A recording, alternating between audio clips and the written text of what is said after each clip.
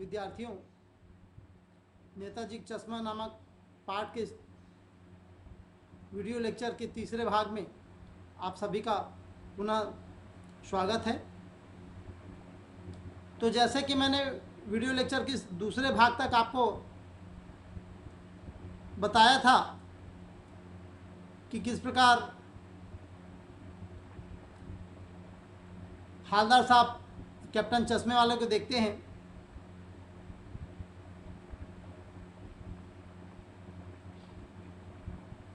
आगे इस सारांश के निरंतर क्रम में कहना चाहूँगा कि हालदार साहब को एक देशभक्त का ऐसा मजाक अच्छा नहीं लगा। माने जब पान वाला कहते हैं कि वो लंगड़ा क्या जाएगा फौज में, पागल है पागल, इस प्रकार से उन्होंने खिल्ली उड़ाई, हंसी उड़ाई, मजाक उड़ाया। तो ये हालदार साहब को एक सोचते हैं कि एक ऐसा चश्मा वाला है जो ऐसा देशभक्त है, ये देशभक्त ढूंढने से नहीं मिलते, और उसका ये मजाक उड़ा रहा है। उनको बड़ा अच्छा नहीं लगा।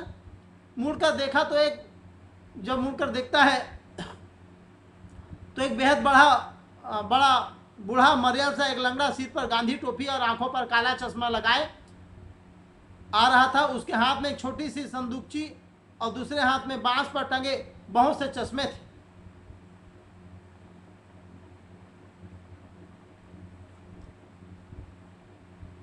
अर्थात मैंने बांस पर टंगे हुए ऐसे तख्ती और उसमें लाइन से ऐसे जो है चश्मे ऐसे लगे हुए थे।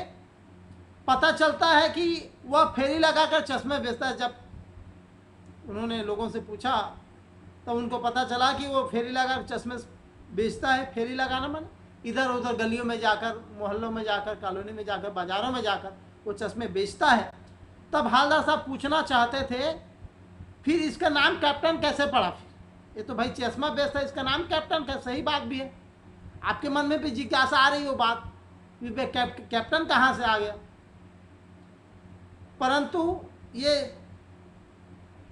लेकिन हालदार साहब पूछना तो चाहते थे इसका नाम कैप्टन कैसा पड़ा, लेकिन ना तो पान वाले के पास कोई फुर्सत थी।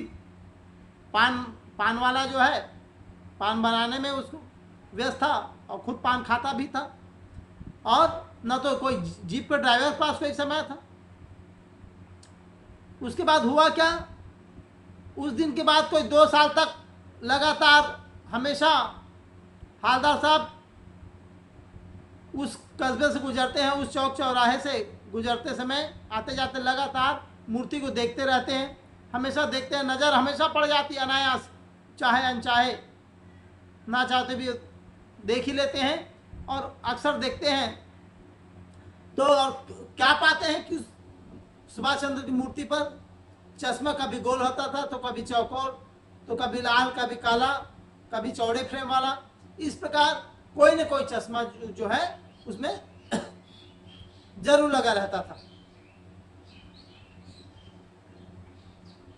विद्यार्थियों, आगे ये होता है कि एक बार क्या हुआ, एक तो ऐसे 2 साल ऐसे गुजर गए, वो उस रास्ते से गुजरते हैं और अक्सर नेताजी की मूर्ति पर चश्मा देखते हैं।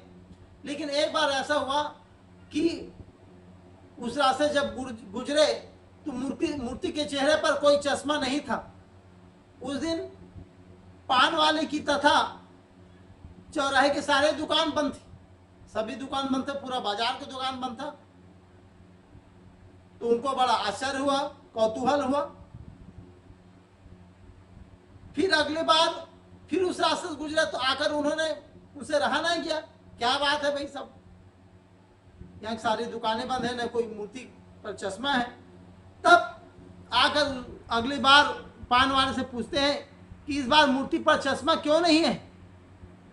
तब पान वाले ने अपनी आंखें पोंछते हुए, उस समय बेचारा पान वाला बड़ा उदास हो गया, उसकी आंखों से आंसू आने लगा और आंखें पोंछते हुए उदास स्वर में बताया कि हालदार साहब, कैप्टन तो मर गया है।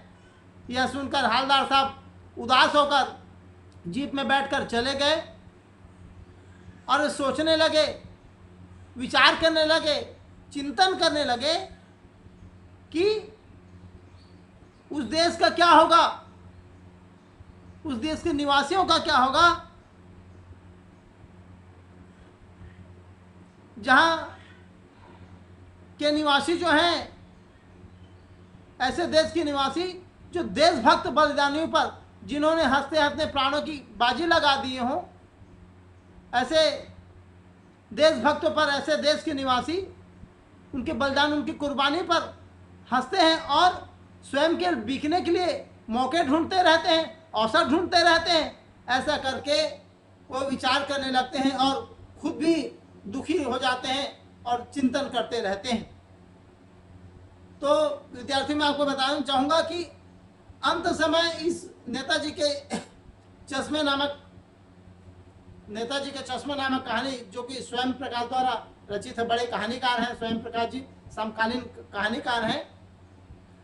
तो उसमें आगे क्या होता है कि हालदार साहब 15 दिन बाद फिर से उस कस्बे से होकर गुजरते हैं। लगभग 15 दिन भी जाते हैं, फिर से आते हैं अपने काम से, किसी कंपनी काम से उनका जाना आना लगा रहता है। जीप में आते हैं, जीप में ड्राइवर भी होता है, फिर उस कस्बे से होकर लेकिन सोचे कि अब वे, चूंकि कैप्टन तो मर चुका है, अब वे बिना चश्मे वाले नेताजी की मूर्ति को नहीं देखेंगे, ऐसा ठान लिए रहते, मन में ऐसा सोच लिए रहते हैं। लेकिन परंतु जैसे ही वे चौराहा करीब आता है, वो चौक नजदीक आता है, हालदार साहब चीख कर जीप के ड्राइवर को आदेश देते हैं कि गाड़ी रोको। उन्होंने देखा, क्या देखते हैं गाड़ी के रुकने पर, कि नेताजी की मूर्ति पर एक सरकंडे का बना हुआ चश्मा रखा था। नेताजी की मूर्ति पर एक सरकंडे का बना हुआ चश्मा लगा हुआ था, कोई फ्रेम का नहीं, किसी धातु का, कोई प्लास्टिक का, कोई ऐसे फ्रेम का नहीं। और जब देखते हैं कि मूर्ति पर सरकंडे का बना हुआ चश्मा रखा हुआ था, हालदार साहब की आंखें नम हो गई, भावुक हो गई। भावुक होना स्वाभाविक था, क्योंकि जो सरकंडे का एक घास का बना हुआ जो चश्मा था वो बच्चों ने लगाया था, और इसलिए भावुक हो गए कि देखो आज बड़े लोगों में भले ही देशभक्ति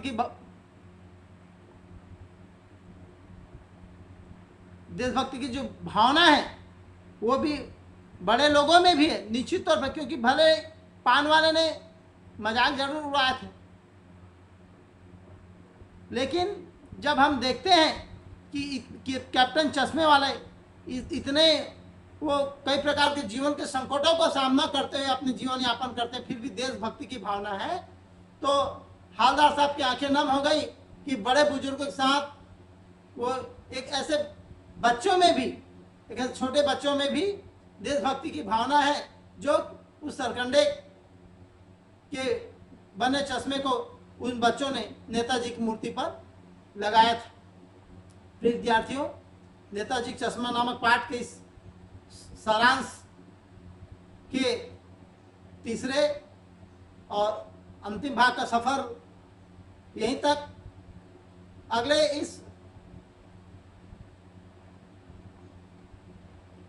अंततः कहना चाहूँगा कि इसका सारांश यहीं समाप्त हुआ, पाठ यहीं समाप्त होता है, लेकिन इसके कठिन शब्दों को जानने के लिए मैं आपको ले चलूँगा